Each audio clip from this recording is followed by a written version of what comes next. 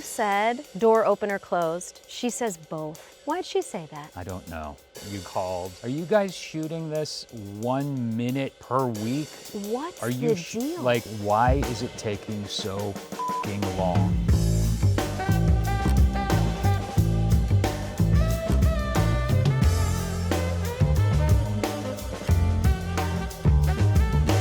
The first thing I want to ask you just right off the bat, Kristen, is what is your favorite part of the interview so far? So many things. Yeah. I think off the dome, when I sat down, Yeah. ready as I've ever been for anything, Sure. prepared off book, Yeah. and you immediately said you had to go to the bathroom and left for 10, that to me was like, whoa, what a power move. It's a power like move, yeah. You took the scene with you, really. 'Cause Right. I was left empty. Yeah. You were left kind of just out by yourself, Right. marooned. Right. And I took all of the power with me to the restroom. Correct. Which, empty and marooned, that's how I feel often after watching a lot of your work. Yes. It's often how I feel when I'm in your company, you know? Thank you. It's not, yeah, it's nice. Do you What if we were all, okay, just hold on a second. What if all actors were FBI informants, and that's why we wear microphones? Well, there has been some pretty dynamite stuff captured on microphones because when people forget they're wired, which That's right. you can't forget you're wired. Well, You just can't do it. I feel like before I ever wore a microphone, I had heard the story, Plow right? chops, etc. Yes, What? you know the story. But I didn't hear what you said. Plow chops. Plow chops? Plow chops. Like the most. do not know I'm what not going to that is. repeat it. Plow chops? Plow chops. Don't You know what that is. It's canceled. That's all you need to know. You are now canceled? Is that what you said? Most likely. I don't know what plow chops is. Is that something I just haven't heard yet? Okay. So, Kristen, how did we meet? How did we meet?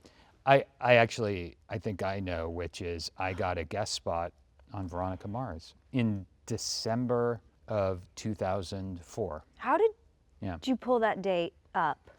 I'm good with dates. Are you really? Yeah. So, and I'm just doing the math in my head right now. I'm going to say that was a little over 20 years ago. That is correct. Yeah. And you were a teacher. I was a teacher. That quite possibly, no spoilers, but if you watch the episode, may or may not have hit on another student, Leighton Meester. Played by Leighton Meester, married to Adam Brody. Adam Brody. Right? You forgot. You often forget. I've known you now for a little over 20 years, and you often forget among your friends and coworkers, you forget who is married to whom. Listen, it's so hard to keep track of everybody. Everyone's beautiful and hooking up. And it's like my life is just watching one big reality show in Vegas where everyone's in the hot tub. I can't keep You're track. Like, who? That's the thing about married people. It's so gross. They're always hooking up with each other. Like, what the fuck? Yeah. That's like you're saying, you always say that when you meet someone for the first time is, I think it's gross how often married people hook up with each because they just get and you know what else? The longer you're married, the hornier they seem to get. And the more often they're hooking up. With married people. They're so horny. We met on Veronica Mars. Yeah. And then I feel like we worked together then. Was the next time on Party Down? Yeah. Because I did Veronica Mars because I was buddies with Rob Thomas, Dan Etheridge, John Enbaum. And then they, of course, created Party Down with Paul Rudd. The best. Best group of guys, right? And so it was like 5 years later that you came and did Party Down. Were you attached to that show? Like, did they call you about that show, or were you actually cast in that show? No way. They called me because because when Veronica Mars got canceled, sorry, did she not know? I'm so sorry. Never mind, I didn't say that, and I don't know that for sure. Can we take 5? What? We may need to take 10. Let's take 15. Sorry. Moving on. Yeah. Rob wanted to make Party, and he made like the homemade version in his backyard. Of Party over Down? the summer. Yeah, of Party Down. Cute. Like some of the cast was different, but it was essentially the same first episode. We did that, and then like a year and a half later, it turned into a show, and that's when we started. So I think it was around 2008 that we started making the show proper, and that's when you came and did it. Which I loved that show so much because it had all of my favorite people, all of my favorite writers, Ken Marino, the beloved Ryan Hansen, Oh my God, Ryan Lizzie, Hansen. there's no one better. Martin Starr, it's probably better we don't say anything about Martin because he's been canceled. No, Martin's incredible. They're all incredible. You know, that was actually one of my favorite characters I've ever done. I have a hard time when people are like, what's your favorite character? A, I can't think spontaneously like that. B, it's not like I'm marinating about my favorite characters at home, so I don't like have an answer. Yeah. But if I really were to think about it, I think Udo, because she was so stoic and sharp and just on another planet. She was in another key than everyone else was in. Uda Bent. Uda Bent. So when you first did the show, we were two catering companies that were working at the same event, and you were like better than you. Uda Bent is like Type A from the planet Type A, right? But our characters weren't dating yet. That was the beginning of the next season. Is that right? Well, there was such immense sexual tension that they almost couldn't complete the storyline in season 1, and they said we got to get them together in season 2. It was like we have no choice. They have to be together. It was writing itself. Right. But Uda was so in charge of that relationship. I remember when you came to do it, we hadn't seen each other since Veronica Mars or worked together since Veronica Mars. And I remember being palpably nervous that you were going to come and do the episode. What are you? I'm totally serious because I hadn't seen you since then. And I don't know. I just remember being nervous. And then you came in and you were playing that character. Oh. And it actually made it easier for me because I could be nervous and not knowing what to do because Uda is such a force of nature. Ball buster, oh really, my God. yeah.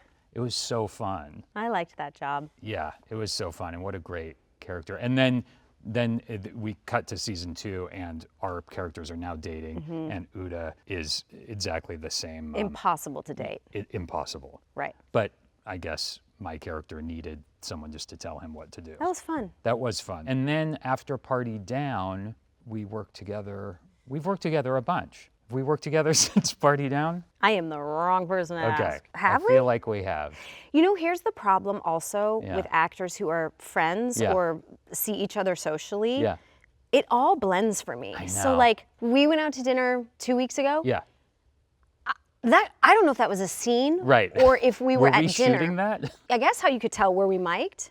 Were you mic'd? Well, I am an informant for the FBI, so possibly. I wasn't mic'd, but like, doesn't it blends together whether you've worked with someone or you've seen them socially? That's right. Because I get what you're saying about being nervous around people. Yeah. I mean, you're very comfortable to me, so I wouldn't say I'm nervous, but like when I see other actors, even that I'm friends with, I'm like, there's still someone who's on my television. I know. Like, I think maybe that's not, at least I've never said it before, but people should know. Like, I get nervous and excited to meet people because they're on my TVs too. Same.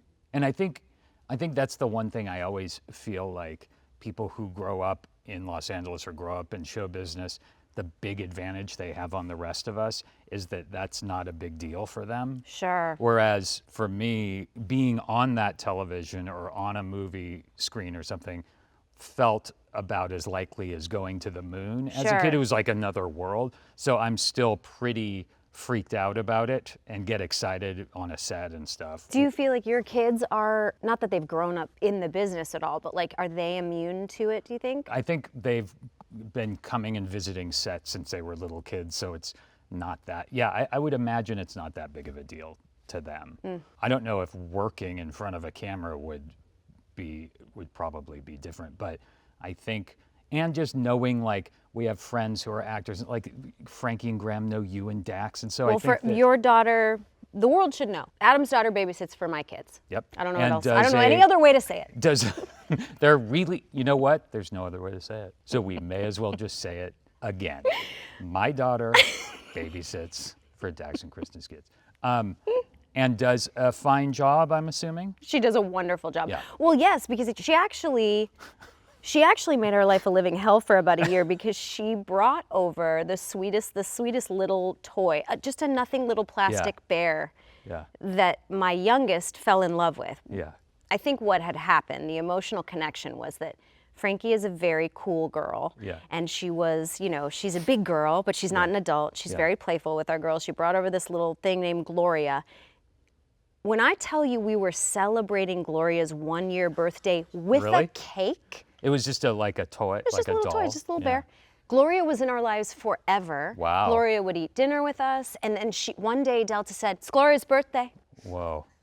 Yeah. Are we going to get her a cake? And I immediately, into people-pleasing mode, was like, of course. Yeah, we have to get we the cake. must. Yeah. So we had to, Frankie gave us another member of our family. That's all right. The funniest thing about the first time she babysat for you guys got back from going to dinner or whatever, and Dax was like, Frankie, thanks so much. And he just pulled out and just gave her some money. And she got home and she was like, oh my God.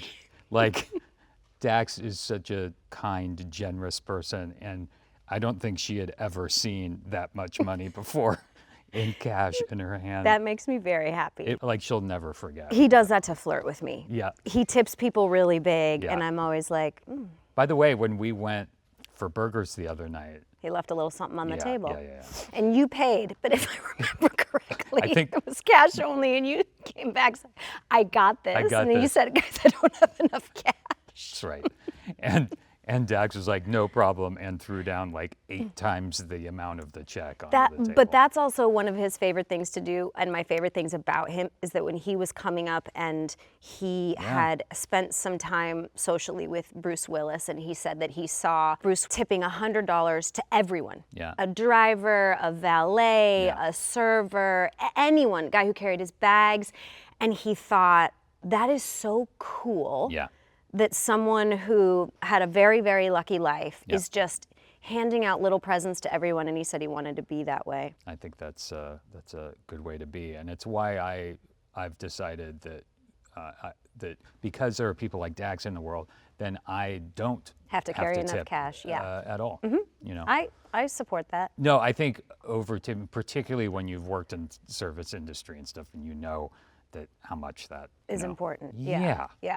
And our girls, or at least they know I get excited about it, and they'll know he will. And sometimes when he's signing a check and he's left a very nice, let's say he's left a $50 tip, and we've gone and got milkshakes or something, and they'll grab the pen and they'll go, and they'll add a 0 to it. That's incredible. It's pretty good. You did Parks and Rec. Yes. And then I did Good Place. That's right. So we have worked together since. That's correct. You got that one right. Since 2009. On and off, really. Was Good Place the last time we did something together? Okay. Well, if you'll recall, I don't know if you'll remember, but I did the Severance podcast. Yes, you did the Severance podcast. Yes, that's 100% qualifies as working together. I believe so. Because we were both acting. Correct. And even though it was us who called you and said, hey, can we be on the Severance podcast? That's right. And I said, no. And I said, please. And I said, let me check with these 9 people. Right.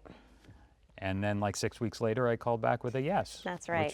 Which was great. That reminds me, do you, here and now, kind of seems like a good place for you to maybe officially apologize for the voicemails that you and Dax leave me? I would try, but I'm not that good of an actor. Wow.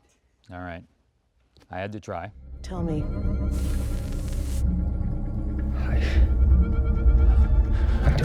Tell me. I don't know. Tell me your first memory.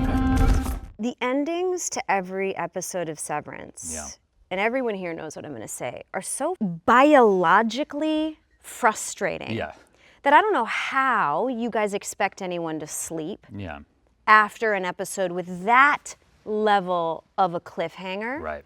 And what Dax and I tend to do is when we see someone whose work we love or whose work frustrates us, as in your case, we leave you a nice, long, detailed, unedited voice memo. That's right. And you got a lot of those over the course of Severance. I sure did. And I've kept all of them. That makes me happy. They're hilarious and deeply flattering, but also deeply insulting. I think my favorite one was when Dax called you and pretty much screamed into the voice memo, "Hey Adam, Kristen just fell out of a 2-story window. That's right. I bet you'd like to know how she's doing. I'll tell you next week." Yeah, I like the one where you guys called while we were in the midst of shooting season 2 and just said like, "Hey, just curious, are you guys shooting this 1 minute per week?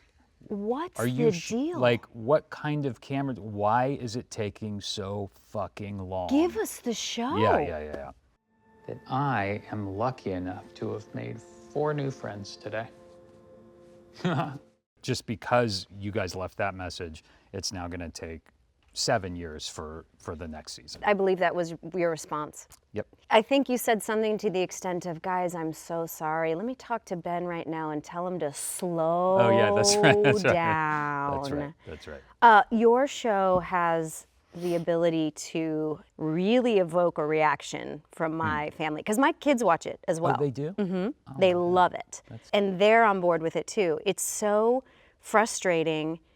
I wonder if, because the way you shoot it is so slow, the scenes seem to have this tempo that is just, it's a very, very slow moving train. I'm Mark S. And I've been here about 2 years. How do you, I don't even know my question here. I guess I'm just saying, why?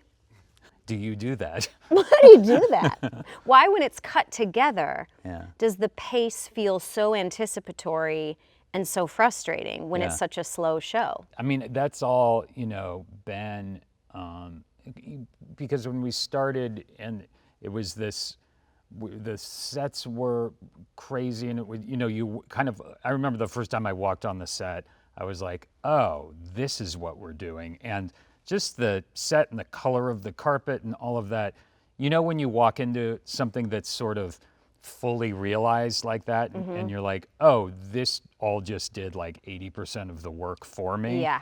So there was that, but then also all of us sort of figuring out the tone and the pace together as we went, because we didn't know exactly what we were doing, but Ben had something in mind, but he was also kind of pushing us in one direction, and then that didn't quite work, let's do this.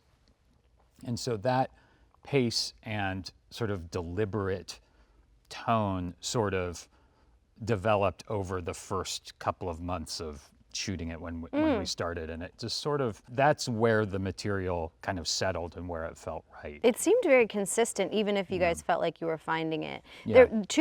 People say that it's a drama, which more power to them. I find it to be one of the funniest shows I've ever seen. Yeah. And particularly, I think 2 of the lines from season 2 will go down in my book, like in my journal, my morning time journal, which I don't do. It will go down. Dax does. Always, baby. Will go down in history as the 2 funniest lines I've ever heard. One was when Turturro said, "We should eat it." Yeah, that's right. I lost. I'm so my glad to hear mind. that, because when we were shooting it, I was like, that's so fucking funny, because it comes out of nowhere. If you've seen Severance or season 2, you should know exactly what we're saying here. We should eat it, and also this in Woe's Hollow. This is the tallest waterfall in the world, on the planet. This is the tallest waterfall on the planet. Yeah. And then you guys just move on with the scene. I must have rewound it 4 times. All of us 100% believing Milchick. It's incredible. Well, if you have Tremel Tillman and John Turturro delivering those lines, you're very lucky, because those guys are so funny. And Turturro and Tremel doing it vastly different every single time we did a take was something to marvel at. Did you have any idea Severance would be as big as it is? No, not at all. And in fact, I remember being particularly freaked out that because it was so weird, I mean, I knew I loved it, and we kind of made it in a bubble. So, you never know how something's going to be received until it's out in the world. You have zero idea. So no idea. I think the most we were hoping for was that people would like it and there would be like a following that thought it was weird and cool. But then when it was as successful as it was in season 1, we were thrilled. Then season 2, having no idea that it would expand from that. And so it was all a really lovely surprise. Are they all written per season before you start shooting? Are you able to block shoot anything? Yeah, season 1 we shot all at once. So like month 9, we were still shooting stuff from episode 1. Season 2 were more like 3 episode blocks, I guess we were doing. So, and you were reading those 3 as they came out. Like, I guess my question is, when you started season 2, did you have any idea where you wanted it to go? Yeah. Or were you like, that's not what I'm hired to do? And follow up, did you have any idea the like psychological implications of that final episode? Yeah, I mean, the ending of Mark and Gemma and Helly in the hallway was always... Spoiler alert. Yeah, sorry. You're in the hallway at the end. There's a hallway. That was always sort of the end point where we were heading. Exactly how we were going to get there was a little up in the air. It was pretty much known, but then we had to shut down for the strike. And over that time when we were shut down, that's when Dan Erickson and Mark Friedman and Bo Willimon really got to work figuring out exactly in those last few episodes how we get to that. But knowing that that's where it would end. Not knowing if it would end and cut to black before the choice was made, or if it would end where it ended up and finishing was sort of up in the air too. What did you think when you read the scene where you're talking to yourself? If you read something like that, you just immediately start dreading that it was like that day that we would, or those few days when we need to shoot that was always sort of on the horizon. And I just was like, oh my God, there's nothing I can do. That day we're gonna have to shoot that. That made you nervous? Oh yeah, I mean, I was terrified to do that. For what reasons? Because for me, I just see it as a series of opportunities to screw it up and lean in too far. Don't talk about my friend like that. Okay. And also that scene was really a tough nut to crack writing wise, and Dan and Bo and Mark really were great and were working on it right up until the last second. Because there's a million ways you could go where that would not feel right or go too far in one direction or the other, and I feel like they did a terrific job with that. And then also Ben directing it. I was so lucky he was directing, and he and Jeff editing it did an incredible job. I thought it was one of the most dynamite sequences I've ever seen. Oh, that's nice. Because I also like, because you're also friends with Mike, like this idea of like, what are we doing here? Are we good people? Would I be a different person in a different environment? Am I nature, nurture? Right. All of that stuff kind of like came to a huge head of like, oh yeah, you are kind of a mosaic of your experiences. Yeah. You can't be argued out of that. Right. And these two Marks have a different life and a different investment, and it was so beautifully crafted. Yeah, I feel like it was inevitable. Those two were kind of on this collision course. The season started with them having similar interests, and then as it went on, their interests started to diverge a bit, and they needed to collide and have a conversation. Do you know if that was always in the stars? Is that because when you guys first went to not to like super fan you here, but like in the first season when you went to the birthing center, when your sister went to the birthing center, I was like, this feels like such a crazy. I suppose I thought it was relevant because she was to meet someone else outside who's not working at Lumen but is severed. Yeah. And that was the point. But the sets were big. It was a huge location move. And I was like, I wonder if that has more of a significance. Cut to season 2. Like, did they know there would always be a time when Mark's going to talk to Mark and they need that in a space outside Lumen, meaning they need another severed area? Right. That's a really good question. I'm not entirely sure. I'm not sure because that location that we used for season 1 was so difficult to get to and to shoot in. It was an actual kind of group of cabins, and we were actually shooting in them, whereas season 2, it was just impossible to shoot there. So the interior of that, what ended up being that cabin, needed to be built rather than actually going there. Did you build it? Yeah, it was. I built it myself. Oh, it was cool. really hard.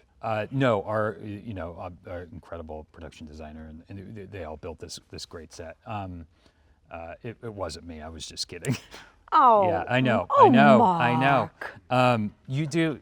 By the way, you do an incredible Patricia Arquette. Thank you very saying much. Mark. Thank you very much. Can you do it I again? practice a lot. God, I wish see, this is where my memory fails me, because what are some of her greatest, when she says, here's one of my favorites, when she's looking at Helly, and Helly's trying to get her back on the job. Yes. And she's seething in the parking lot, Yeah. and she says, I welcome your contrition. That's right. Oh, That's I it. welcome your contrition? What? I feel like you can give Patricia any sentence and she will co-bellize it and turn it into spin gold. And when you said at the end of the beginning, just stay with me. At the end of the beginning of one of the episodes in season 1, door open or closed, she says both. Yeah. Why'd she say that? I don't know. That was Patricia improvising. And it was as confusing to me in the moment as it looks. Yeah. Do you know the origin story of Dan Erickson's script? Like how he thought of it? Like why he thought of it? Or like, well, I would love to hear that, but like how it came to be. Because I'll tell you what I heard from Nikki Weinstock, who produced season 1, is that Dan, I'm going to be making this up, but it was something of like a favor. Maybe it was a nephew of someone who called Nikki, who was partners with Ben, and said, will you read my nephew's script? It was like a question like that. Will you read my, and Nikki, who's a wonderful guy, was like, of course I will. Of course I will. Yeah. You have to be helpful to people if they're creative and if they need help. Nikki read it out of the goodness of his heart, thinking he would just be throwing someone a bone and a favor to give some notes. Right. Discovered Severance, but it was a film, and said this needs to be a TV show. Dan Erickson is on the scene. Yeah, I know Is that that true? it was sent as a writing sample, not as, hey, I want to make this, or I even think this is something that would get made. It was, I'm a writer. Here, just look at something I've done to prove I can write. And Nikki Weinstock and Jackie Cohn really liked it, threw it to Ben, and Ben was like, yeah, this is a great writer, but what about this, rather than finding something else for Dan Erickson to do? What about this idea? That's this is so cool. Yeah. We need to talk about your show. Why would we do that? Because it's so great. Nobody Wants This is so great. My first question about it is, you and Adam Brody obviously have this palpable thing. And I think that the word chemistry is like overused with actors, because it's sort of this word that sort of generalizes something that I think either works or doesn't and is incredibly special or isn't. And sometimes it's manufactured and the audience can't tell and they think people have incredible chemistry. And sometimes you can't stand the person, Right. but you read like you have incredible chemistry. Isn't that weird? It is weird. Yeah. Missed the shuttle. Had to run. I told you not to follow me. But you didn't mean it? With you and Adam, I feel like there is something crackly and special there. And I know you guys know each other. Had you worked together before? We were in sort of like ancillary friend groups since our 20s. He was on the OC, I was on Veronica Mars. Around the same time those shows were on. Yes, is that right? Okay. but his was much more popular. And he dated a close friend of mine in my 20s for years. Okay. So I had always like assumed I knew him. Yeah. Mainly because like sometimes we were at his apartment Yeah. when he wasn't there. And Because I was like, you were friends with the person. yes, you was dating. yeah. And I was like, well, I know Adam. And Adam was like, I didn't know you then. What are you talking about? Why Yeah. were you in my apartment? Yeah. Get away from me. Yeah. I said, slow down. Yeah, take it I'd like easy. to offer you a job. Yeah. We then worked together on this Neil LaBute movie called Some Girls. Right. He's always been just such a delight to watch. He makes so many weird choices. Yeah. And you kind of can't tether him. He's so alive, and he very much like you, actually, doesn't feel like they're reading lines. Absolutely feels like they're a person talking, a talking person. And I'm reading lines right now, by the way. These were written for me. Are what you I'm serious? saying right now Mark. was written. That's right. So, That's and right. then he played a love interest of mine on House of Lies, which had its own whole thing, because I was 8 months pregnant. We had a sex scene together, which he affectionately refers to as our threesome. Jesus. It was a whole thing. And again, he's gotten a couple voice memos in his day, okay, because we see him in something, and my husband and I at night, we're haphazard with our compliments, as I think everyone should be encouraged to be and do. If you like something about someone, tell them. He's gotten some like, Brody, you were so good in that. And then he was in Chips, which Dax directed. That's right. So I had felt when we were working, he's very good at manufacturing the doe-eyed, like he can stare into you. And I feel like I can do that as well. You can kind of get lost in someone's eyes, for lack of a better way of saying it. But what if we had just like one goodbye kiss? I think you would be shocked, or people are shocked, because in real life, we have a very playful relationship, but it is also not that at all. At all. You know what I mean? Like, I don't think when we're sitting next to each other in Video Village, people would be like, they have chemistry. Usually we're arguing, more often than not. But also in real everyday life, if you guys had that particular brand of chemistry, it would be odd, because it's the kind of thing that you don't know until you are in front of the camera and given the opportunity to like try that out. It's one of those things you can't explain very well. This idea of chemistry, or whatever word you want to insert. To me, is this person plus the lens making that person feel something. That's the only equation you can use. And it either works or it doesn't, because I feel like, I'm sure you have as well, seen movies where people are supposed to have, it's like a huge love story, and I'm like, why don't I want them to kiss? Of course. Why don't I want them to, and you can't isolate why. But then there are other people who you see it and they're not even supposed to be in love, and you're like, why do I want them to kiss? It's just like a guttural thing. Can I tell you one of the reasons why I loved watching you guys together? Okay, I'm gonna keep it to myself. Can I tell you guys?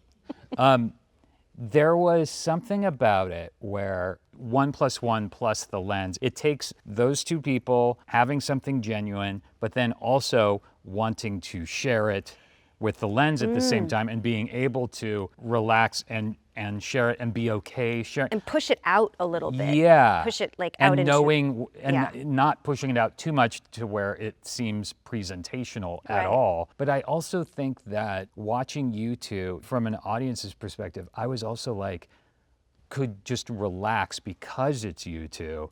And I knew I was in good hands because it's you and it's Adam, who I've logged lots of hours watching.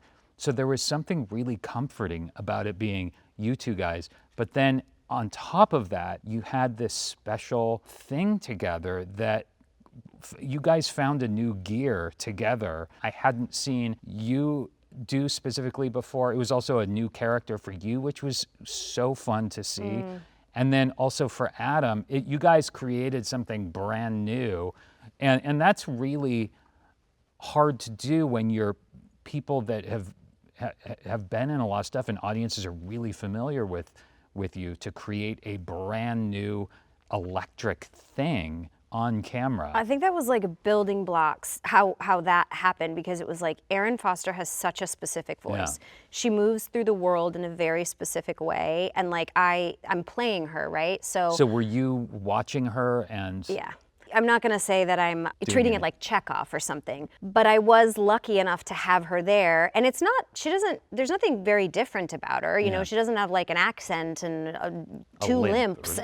Yes, exactly. She's not Why did we cross-eyed, both go to a limp? I don't know, I went to 2 limps, which is really just... 2 limps? Maybe not walking. Isn't that just 1 limp on repeat? I guess. But there's little Erin-isms in the way she speaks. It's not so much the tempo of her voice, but the melody with which she delivers her zingers, and she speaks in zingers. Noah is not a random guy, okay?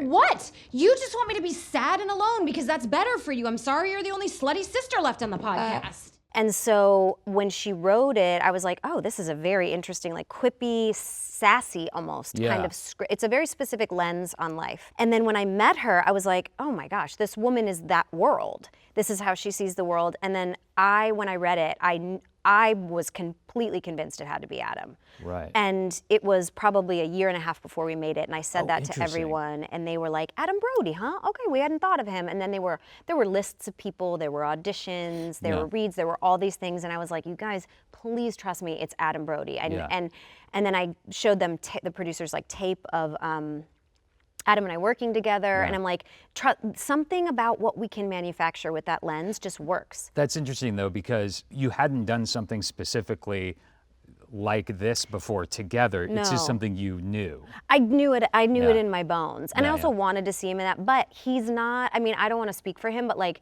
I feel like he wasn't eager to take on like a romantic lead. Right. He's never done it. That doesn't like excite him. And we talk about movies and TV, which we do all day on set. Other than like Seth Cohen, which was just a different thing, right? Right, but that was also like, he was young, that was his first job, and you take your first job. You know, he wasn't being like picky back then. Yeah. But then he became this like early 20s kind of like teen bop symbol for girls, right? Yeah.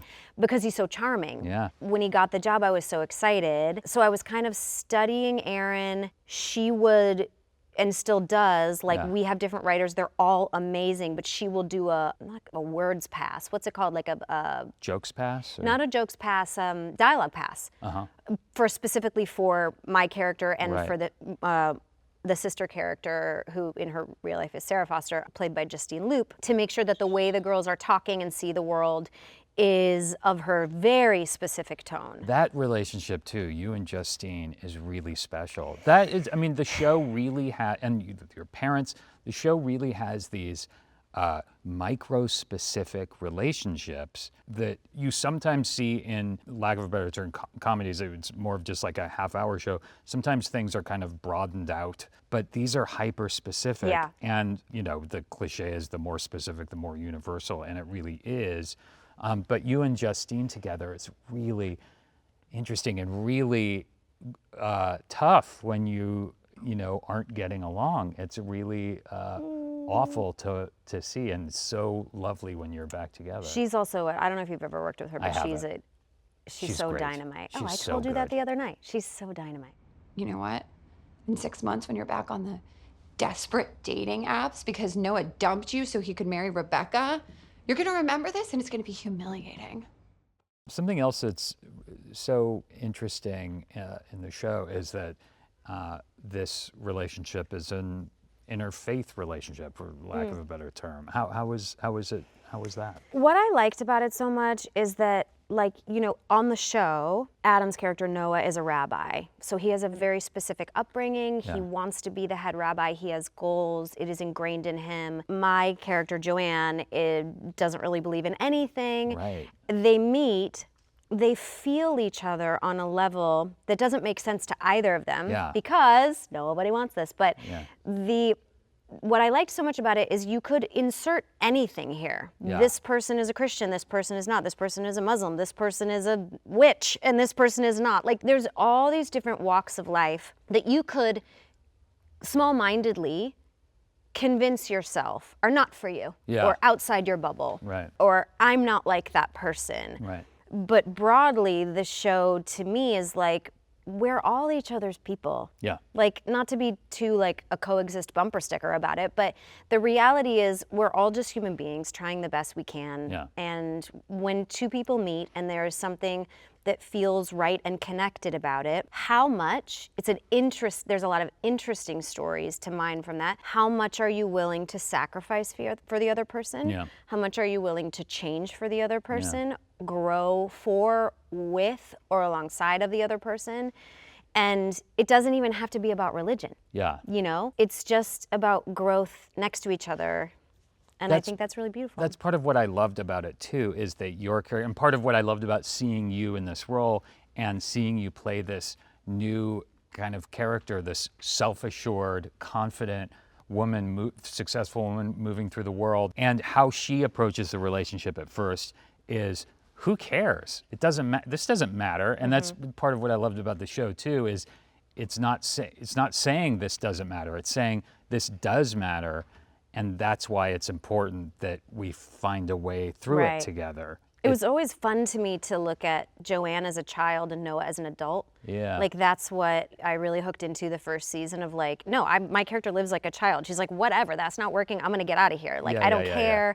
I'm gonna cover up everything. I'm gonna say I want these things in my life, but I'm not gonna make any actionable steps towards them. You know, I'm not gonna try to become a good person and then find a partner. I'm gonna find a partner who likes me. And Noah was so staunch and like thought he was just wanted a rabbi's wife and wanted to find someone exactly like this, and they kind of broke each other's molds. Yes. And there's something about butting heads and butting up against each other, that friction does cause growth.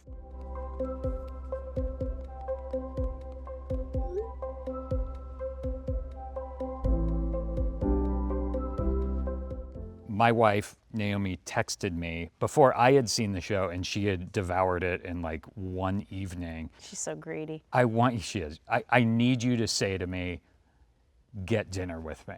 Oh, yeah. And I was like, I had no idea what she was talking about. Then when I saw the show, there is that moment where Adam just says to you, get dinner with me. And that's part of what, and it's so like sexy, and it also is confident. It's confident. And it's confident but vulnerable at the same time. And not cocky. No. He just... Yeah, he says, get dinner with me. There's another line also that Aaron and I talk about all the time. We're like, oh, this is the put down your ice cream moment. Hand me your ice cream. Put your back down. Where Adam said, like right before our first kiss on that corner in Los Feliz, where I'm like, isn't it crazy? I'm like playing it off like a child, like, oh my God. Yeah. Like, isn't it crazy we haven't kissed before? And he was like, we haven't. Yeah, I didn't notice. And I say, I mean, should we? Right. And he goes, put down your ice cream. And it was just like every girl like slipped off their chair. Yeah. And I remember Adam wanting to talk about that line and wanting to make sure, rightfully so, that it wasn't like meant to be, it's not aggressive. Like from the perspective of a female lens, it's confident and vulnerable and like, we're here to do this. I've got you. Yeah. Right? Because Joanna just said some pretty clear indicators that she wanted. Yeah, it was a very sexy line. But you could see how that line could be interpreted in one way or the other, where it wouldn't land. There's something so specific about what he's doing that's so good and so full and real, and it's working because of the puzzle piece that he's talking to. You guys just fit, and you're both so extraordinary in the show. It's really, really something. So I can't wait to see more of it. That's it? Yeah, we did it.